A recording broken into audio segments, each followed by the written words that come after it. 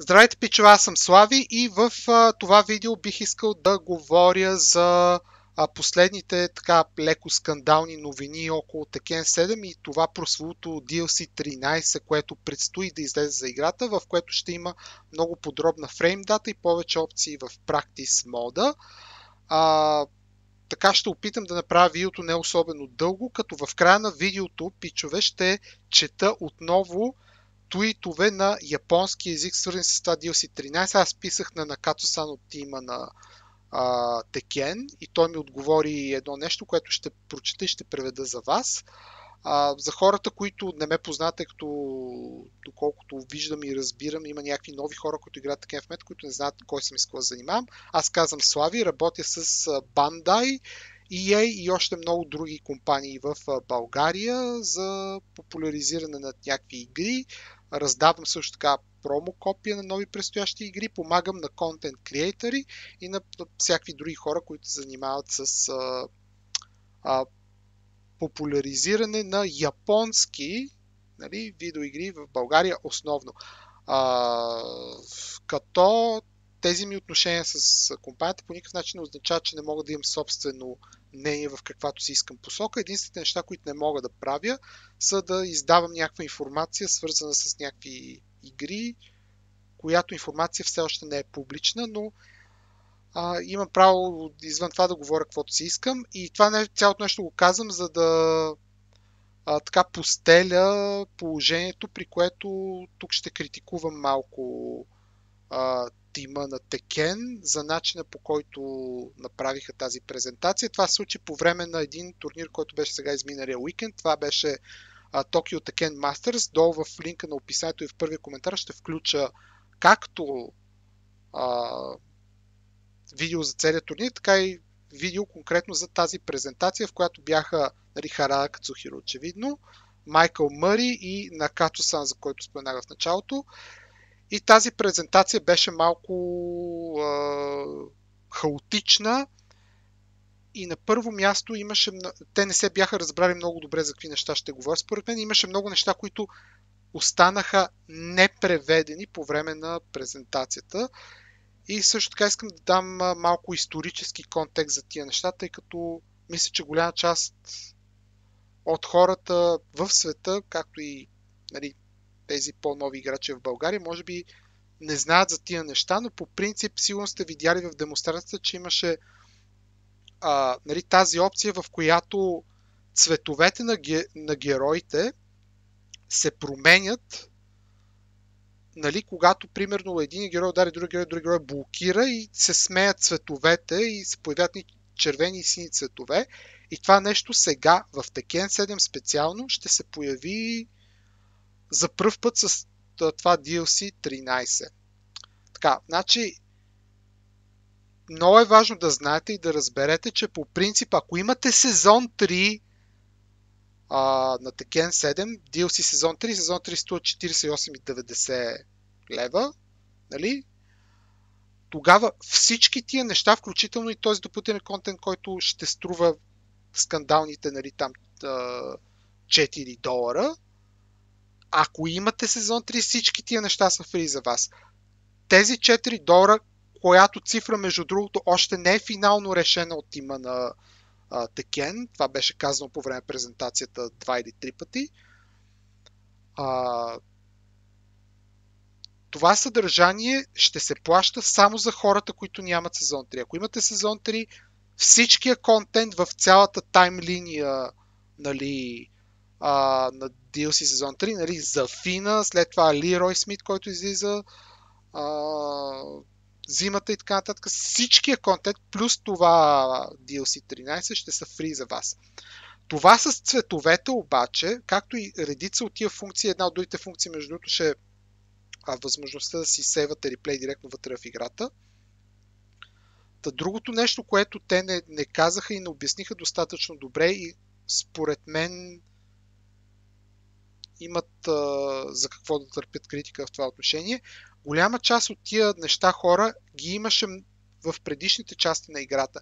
Значи това, за което казах, дето се променят цветовете на героите, това нещо, пичове, го има от Tekken 3 насам. Tekken 3 е игра от 99-та година. 99-та година е PlayStation версията.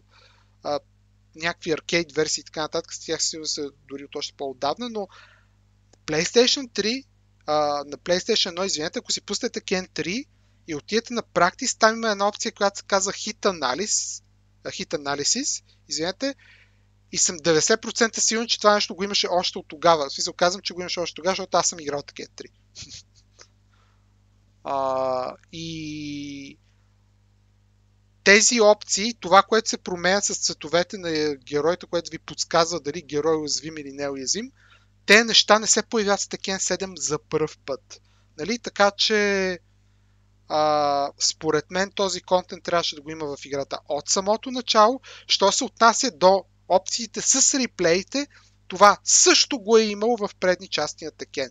В Tekken 6 си спомням със сигурност, че там имаше, мисля, че само опциите бяха отворени само за ранг матч да се сейва. Не съм 100% сигурен, но там със сигурност и в Tekken Tag 2 мисля, че беше така. Когато изиграеш една игра на ранг матч, след това отиваш в там netplay опциите и ти има реплея ти е сейвнат. Последните 10 игри, които си изиграл, примерно, са ти сейвнати. В други подобни игри също има такива функционалности. В Street Fighter 4 там мисля, че повече, там мисля, че последните 20 игри се сейваха или нещо такова. В Guilty Gear също се сейват последните игри. Така че това не е нова функция и в предишни части на Tekken е имало тия неща. Така че те това нещо не го споменаха и според мен има за какво да търпят критика в това отношение, тъй като тия работи по принцип нали, са така нещо, което много хора вероятно си спомнят и с правото си биха споменали, но проблема и скандал, който се случва, според мен основно е заради това, че Майкъл Мъри, докато нали, обясняха там хората, Майкъл Мъри знае японски език много по-добре от мен. Той живее в Япония 10-15 години сигурно, но моето ниво не е много по-ниско от неговото, така че аз по време на пресконференцията много добре разбирах за какво се говори. Имаше много неща, които не останаха преведени, но най-вече те не споменаха достатъчно на брой пъти това, което аз ви казах в началото, че голяма част от тези работи едно, че ги има в предните части, но това DLC 13 го има в Season Pass-а.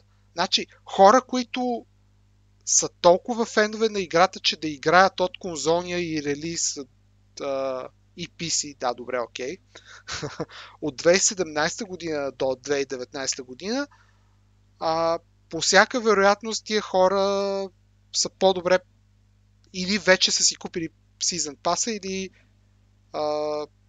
по-добрият съвет е просто да си купят директно Season Pass-а, тъй като с него ще имат и всичкият друг контент и просто нали, няма идея, според мен, да си купувате фрейм дата и пъниш опции за $4, същевременно, примерно, да има цели герои в играта, срещу които няма как да играете на тренировка, защото ви липсват, те ви липсват, защото нямате Season Pass-а, примерно.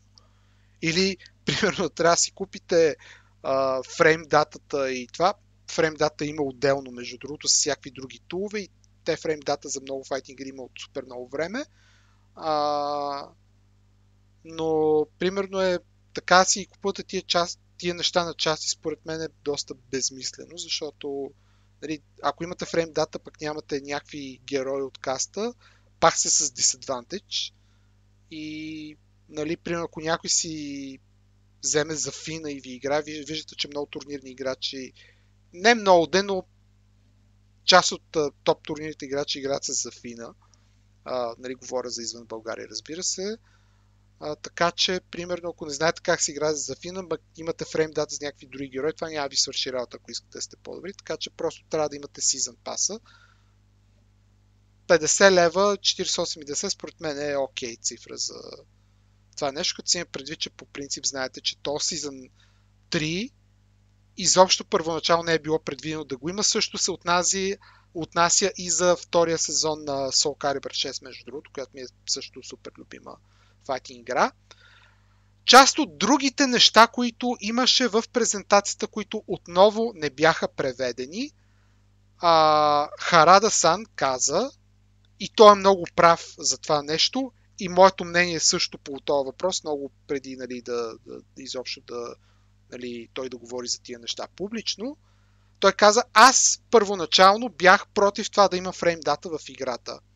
Нали? Защото той каза, фрейм датата не ви дава цялата информация за едно движение. Значи, фрейм дата виждате старта на движението, виждате колко време след като движението бъде блокирано може да бъде пънишнато, нали, какво му е рекъвърито и така нататък. Информацията, която не ви дава фрейм датата е каква дистанция покрива въпросното движение,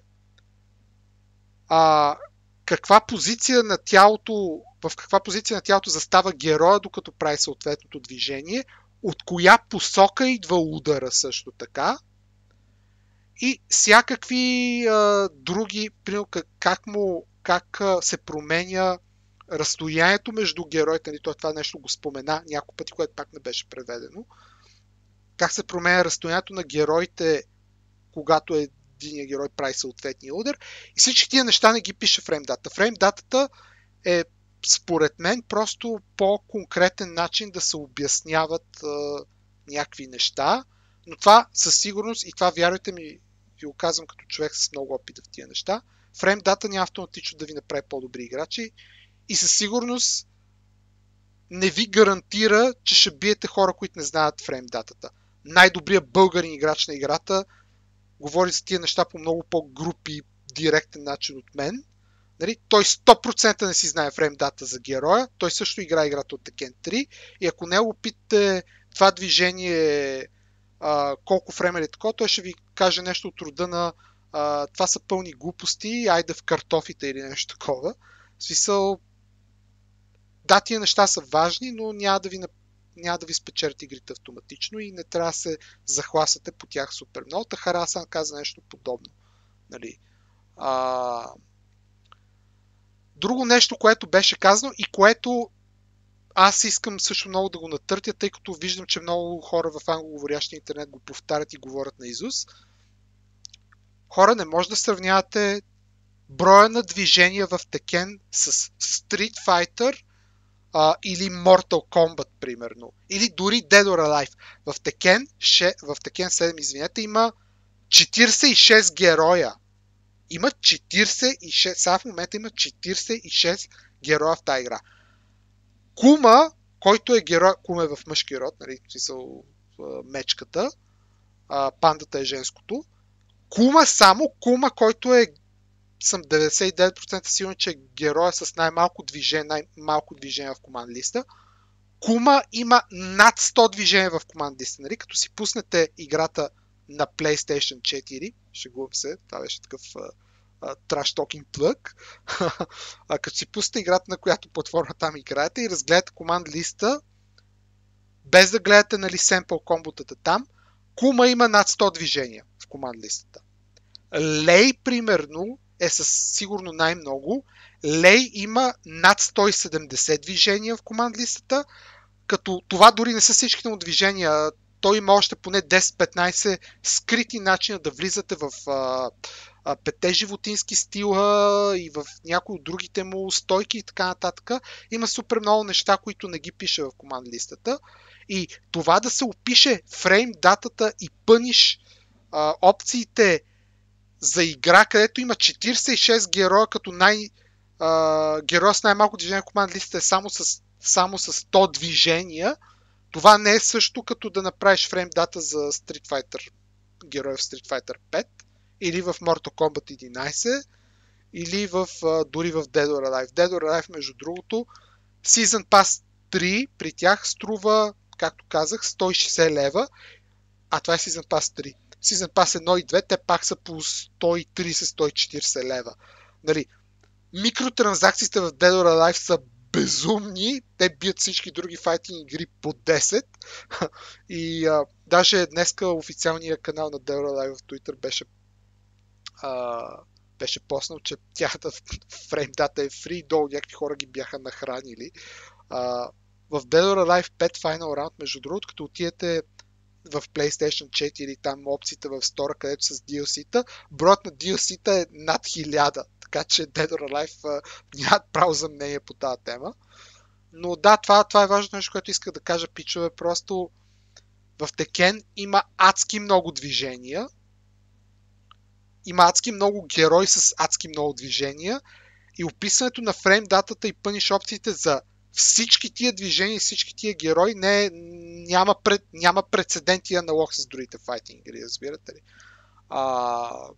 Играта с най-добре направен practice mode, друга такава 3D игра е, разбира се, Soul Calibur 5. Soul Calibur 5 е the best в това отношение. Там може да всичките опции в практиса може да ги контролираш с шорткъти без да влизаш в никакво меню. Брутално е. Просто игра е the best в това отношение. Но Virtual Fighter 5, между другото, в Final Showdown, нали, тя нея няма за това последното поколение конзоли, но Dead or Alive 5, Dead or Alive 4, в Dead or Alive 4 има трайали там за най-хай левел техниките в играта, буферирани сайдстепове с по 3 throw escape и така нататък. Просто дори с това DLC 13, което ще се появи всички тия неща, Tekken излиза отново много нагоре, но има много други игри, които са с добре направен practice mode. Но специално за фрейм датата и пъниш опциите, за такъв огромен каст от герой с толкова много движения, това наистина си е гигантско постижение. Въпреки това обаче, плащането за фрейм дата, така както се представя целият този проблем от комюнитито, е прецедент в тази сфера и затова те търпят някаква критика и от гледна точка на PR плюс тия непревените неща, които бях по време на презентацията, допринесоха за целият този хаос и всички тия критики и драми, които има в социал медията в момента. Моето мнение е, че те трябваше да направят нещо друго. Те трябваше да сложат примерно тези $4 като цена за някаква тъпотия, за примерно този костюма на Харада, примерно, плюс да речем някакви нови такива костюмизации за Хелуин, които не ги е имало до сега. Затова трябваше да сложат $4-5, а пък фреймдата трябваше да пуснат фри. В този случай никой нямаше да възрази, но те пускат някаква simple форма, нали, на фреймдата и на практиса, нали, която е фри, примерно чарджват за тия по-комплексните опции, което, пак казвам, поставя прецедент. Нали, никой преди, никаква гейм компания или пъблишър преди това не са искали пари конкретно за тия неща. Другите компании ги хранят и казват, при нас фреймдатата е фри. Нали, и те трябва да отговарят по начин, по който изглежда по всичко не е задоволителен. Нали, примерно хора, които защитават тази практика и казват, нали, те тръгват по грешния път според мен, нали, казват, ама хората заслужават да им се плаща за тия неща, това не е малко работа. Да, пак казвам, хората, които си поръчат сезон 3 DLC-то, те ги имат всички тия неща for free.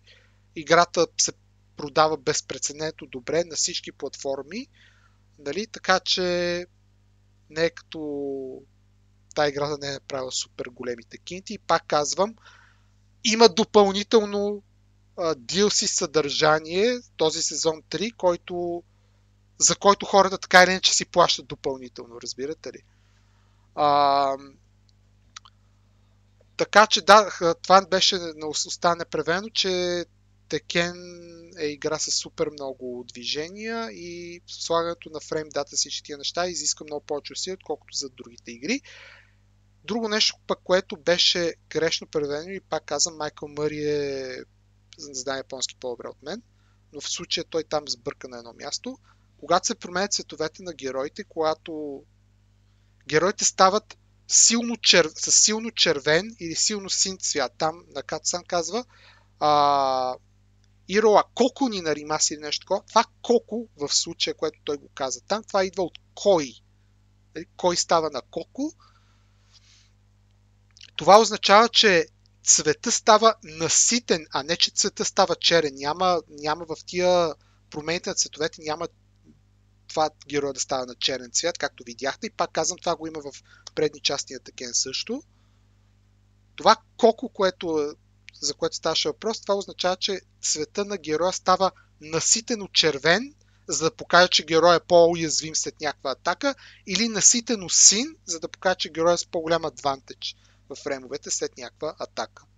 За това ставаше въпрос. Това означаваше това Коко, а не означаваше, че цвета е черен, означаваше, че цвета е наситено червен или наситено син. Нали? Аз по принцип съм превеждал от японски език много пъти, имам японски работодатели, занимавам се с преводи от време на време, така нататък. Имам достатъчно добра представа от езика, за да ги разбирам тия неща. Нали, но не съм по-добър от Майкъл Мъри, 100%, но в случая, понеже явно не се бяха разбрали и просто и той самия Майкъл Мъри трябваше да говори и да обяснява той също така на публиката в Япония на японски език някакви неща. И според мен се бяха разбрали много добре за тази презентация. И това е случаят. Това са основно работите. Имаше непреведени неща, заради което не трябва да си вадите финални изводи. Ако имате сезон 3, целият контент в цялата roadmap за сезона, целият такъв контент, включително това DLC 13, ще са безплатни за вас. Няма да трябва да плащате 4 или 5 долара допълнително върху тия 50 лева, които вече сте платили за Season Pass-а. Част от тези опции, които са включени в играта, ги е имало преди в предни части на Tekken и това е fair criticism към играта за това нещо. И пак казвам, Tekken 3 игра от 99-та година. И нали, това с промяната на цветовете просто ви дава по-добра визуална представа какви са предимствата на определени удари, какви са уязвимостите на определени удари спрямо червения и синия цвят и спрямо това колко цвета е наситен. Нали? Това е обобщението, което нали, мога да правя по тази тема и разбира се, опцията с реплейта също е имало в предишни части на Tekken. Сега, преди да премина към четенето на твита, имаше там наскоро една дискусия в една от фейсбук групите за подобни игри в България. Нали? Аз там казах, че не си знам фрейм датата на герой. Имаше някакви там, имаше някаква забавна дискусия и т.н. Пичове, значи, не знам как да ви го обясня по друг начин, просто нямам. Не знам как го кажа така, че да не звучи все едно се заяждам или някакво такова, просто не ми дайте инструкции за тази игра. Tekken 3 го споменах не случайно в началото. Нали? Просто ако сте човек, който е играл играта отгоре до година и половина или отскоро горе-долу, просто поинтересуйте се в тази страна кои са хората, които са в част с тия работи, потърсете информация извън някакъв директен кръг от хора, с които общувате в тази сфера. Вижте кой откъде идва, с какво се е занимал преди това, какви неща са правени, какви неща не са правени в България и тъй нататък.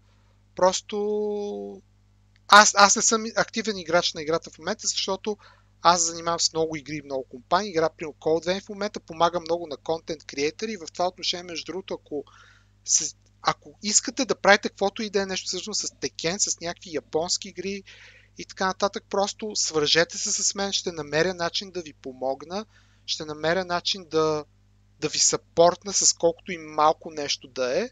Нали, помагал съм на Виктор за събитията му, с награди, с рекламни материали, така нататък. Помагал ми на много други хора, които вероятно не чувате за това, защото нали, те не са конкретно в сферата на Tekken и т.н. Затова ще говоря отделно в някое друго видео, има някаква много конкретна причина, при която не се занимавам активно с лайв събития в момента, но аз с тия неща се занимавам горе-долу от 2001 и 2002 година, за това ще обясня някой друг път. Първата ми работа в сферата на гейминга дойде точно след турнир по Tekken, между другото, и резултат, който имах там.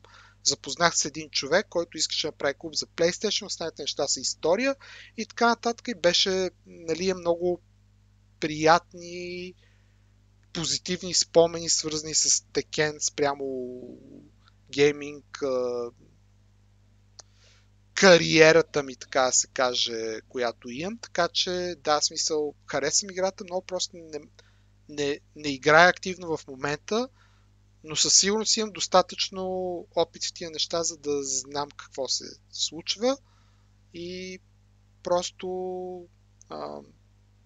нямам много време да пиша за тия неща в интернет, тъй като, пак казвам, занимавам се много работи и извън България също така, но просто да, не си не се заяждам и не приемайте нещата, които казвам с някаква, че има някаква високомерност или елитарност в тях. Нали? Просто искам по най-учтивия, възпитан и конструктивно позитивен начин да призова. Нали? Ако става дума за някой човек, който играл и Текен или някакви японски игри тук година и нещо, да не ми се дадат инструкции какво трябва или какво не трябва да правя по принцип в работата ми и по принцип в сферата на японските видеоигри. Просто приемете, че знам, мога и разбирам много неща и съм правил много работи от този момент в тази сфера. Нали? И пак казвам, ако имате някакво желание да занимавате с content creation, искате да сте по-сериозни играчи, искате да се развивате извън България особено, намерете начин да се свързвате с мен, ще ви помогна по някакъв начин. Нали? Аз сега игра горе от 10-12 други различни игри, но скоро време ще трябва да отцикля вече от Code Vein. И когато излезе... Имам много видеа за Текен, между другото, тук на канал, когато излезе нов герой, винаги му правя някакъв брейкдаун и така нататък. Имам и някакъв брейкдаун за Лей, който е така по-дългичък, защото герой просто е сложен. Но сега, като започва да излизат тия новите неща и с Лерой Смит и в Soul Calibur 6 новия контент, Soul Calibur ми е много любима игра също, там пак ще така наминавам от време на време в сферата, за да правя някакви неща.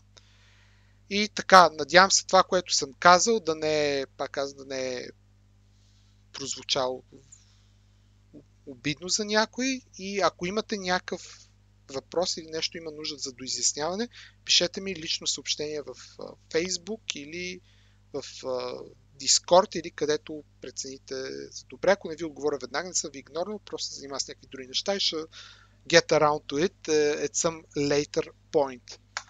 Окей, видеото надявам се няма да стане пак 30 минути. Сега преминаваме към четене на туитове на японски от Накато-сан от тима на Текен. Така, значи, тъй като имах нужда от разяснение за тия неща, нали, беше ми ясно, че DLC 13 е включен в сезон 3, просто исках да питам за всеки случай, тъй като те го казаха само един път и сега виждаме твита, с който ми е отговорил Накато-сан. Аз не си давам английските и японските контакти в България също, тъй като там съм с друг никнейм, с други по друг начин говоря и комуникирам и така нататък. Не искам някакви българи ми влезат с клета мачка на три морета и така нататък. Нали? Затова за сега ще запазя в тайна какъв ми е Twitter и какъв ми е YouTube и Twitch на английски и на японски и така нататък. Сега само ще прочета Twitter първо малко по-бързичко. Имам друго подобно видео, между другото, може да го погледнете в канала ми. И после ще го превеждаме така. 今晩は質問の答えになっているかわかりませんが、シーズン3のシーズンパスには、有料 DLC13 フレームデータディスプレイが含まれます。また、シーズンパスを購入していない場合は、単体で DLC13 の購入することもできます。ご参考まで。Okay? Сега ще прочета отново малко по-бавно. こんばんは。質問の回答に nate iru ka wakarimasen ga, Season 3のシーズンパスには有料 DLC13 フレームデータディスプレイが含まれます。またシーズンパスを購入していない場合は単体で DLC13 を購入することもできます。ご参考まで. Добре. Сега ще чета и ще превеждам едно по едно. После може би ще прочета още един път и ще направя някакъв такъв по-подробен анализ на езика за двамата човека в България, които учат японски и се занимават фактически с японски игри. Конбанва, това значи добър вечер. Шицумон, въпрос, но Кайто, отговор на въпроса, Нинате и рука, дали става или не, Лакаримасен га, не знам, значи не знам дали това отговаря на въпроса ви, това га означава но. Season 3, но Season Pass нила, на Season 3 Season Pass-ът нила, Юрьо е антоним на Мурьо. Мурьо, това му на Мурьо, сигурно сте го виждали. Съжалявам, че мога да пиша в момента тук. Юрьо означава платен. Това е обратното на безплатен. Безплатен е Мурьо, а Юрьо е платен. Юрьо дирши сатин Frame Data Display. Платеното DLC 13 Frame Data Display га, значи цялото това нещо на Season 3, на Season Pass Season 3, платения DLC 13 контент е фукумаремас, включен. Това фукумеру, то глагол, втора група, означава включен. Значи цялото това DLC 13 е включено в Season Pass 3. Мата, също така, Season Pass, този Season Pass 3 в случая се има предвид. Коню ще и най. Това коню означава закупен. Това е по-учтива форма на кал, нали, което е просто buy, купен. А това коню е просто to purchase. Нали? Коню ще и най. Ако за хората, които не са закупили Season Pass, в случай, че не сте си купили Season Pass-а, байла е тантайде, това е иероглифа за тяло между другото, тантайде означава отделно, значи отделно в случай, че нямате Season Pass-а, отделно тантайде дирши сатин отделно това DLC 13 е購入することもできます. Може да си закупите това DLC 13 отделно в случай, че нямате този Season Pass. Така, последно, Госанко Маде. Така, това се слага, когато става дума за, когато се говори в такъв по-учтив стил. Генерално целият твит е в някакъв доста учтив стил написан. Нали, това е, защото Накат-сан очевидно е представител на тима. Нали, не може да пише по някакъв свободен начин в по-разговорните стилове. Санко ни наримас означава, надявам се това да ви служи като референция. Това Госанко Маде означава, надявам се това да ви послужи като референция.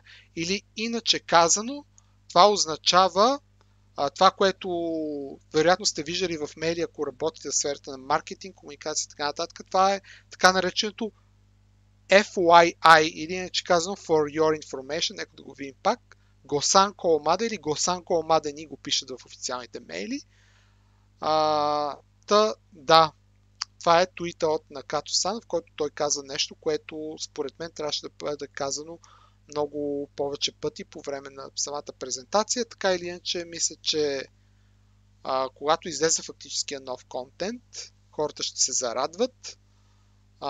Когато излезе Лирой Смит, ще има голям хайп между другото. Опцията с реплеите окей, нали, това е готино, пак казвам, това го имаше в предните части. Иначе, що се отнася до дефанзивните опции, пичове, това нещо по принцип стига, нали, човек да е с средна интелигентност и да може да чете английски и да малко така да разбира от файтинг игри. Дефанзивни опции може да тренирате много добре в Practice Mode, от начин по който се водят дискусиите за тия неща в BG ми става ясно, че явно почти никой не го прави това нещо. Надявам се в следващото видео, което ще направя, ако и когато имам време, не обещавам, ще ви покажа практически, няма 30 минути или колко, 15 минути или някакви такива, няма такива работи. Отнема секунди, част от тестовете на тия неща отнемат броени секунди. Ще ви покажа как може да тренирате защита в Tekken 7 в Practice Mode, сега в момента, преди това DLC 13. И ако ползвате това, плюс елементарните достъпни тулове на интернета, нали, може да тренирате част от тия неща. Сега в момента това DLC 13 с тия допълнителните опции просто ви дадат допълнителни in-game инструменти, с които това нещо, нали, да може да го тествате директно веднага по по-пряк и, нали, лесен начин, технологично лесен начин, нали, но със сигурност не е нещо, което не може да правите сега в играта, нали, стига да ползвате тренировката като хората. Пак казвам, за последен път, нито едно от тия неща, които споменах в видеото, що се отнася до, нали, други хора в България, които играят играта, не е с цел да обидя някой или да се, нали, да имам някакъв биф или нещо такова, просто, нали, спрямо това, че мога да чета японски, съм играл играта от супер много време и така нататък, мисля, че разбирате горе-долу къде се намирам в тия неща. И за последно ви казвам, преди да приключа се за видеото, ако имате някакви желания да се развивате в тази сфера като нещо повече от просто casual играчи на видеоигри, ми пишете, аз съм минал по този път, нали, доста пъти, от доста време. Нали, мога да ви помогна със сигурност и бих се радвал да ви помогна. Благодаря, че гледахте това видео. Отново за пълната пресконференция и пълната презентация, тия неща могат да отидете долу в описанието и в първия коментар. Всякакви въпроси също може да ми пишете в коментарната секция, в Facebook на Gaming Anime BG или в Discord. В Discord е най-малко вероятно да отговоря, нямам много време за Discord. И така, за сега, в следващите ми видеа ще говоря за някакви други работи около гейм индустрията. За Death Stranding трябва да говоря, тъй като там е много драма също, покрай обявяването на играта за PC. И този уикенд ще правя видеа сигурно за One Punch Man бетата и за, може би за Warcraft Reforged ще направя някакво видео също, не знам там точно как ще се получат нещата все още, но това са работите, които предстоят тук нататък. Благодаря, че изгледахте това видео, което отново беше много по-дълго, отколкото исках да бъде първоначално. Надявам се все пак ви е харесало и било полезно по някакъв начин за вас. Ако искате да видите друго видео, в което чета японски език, може да отидете в секцията ми за видеа и да видите как четат твитовете на Харада по други теми. И така, пича, благодаря ви отново и за сега ви казвам чао до следващия път.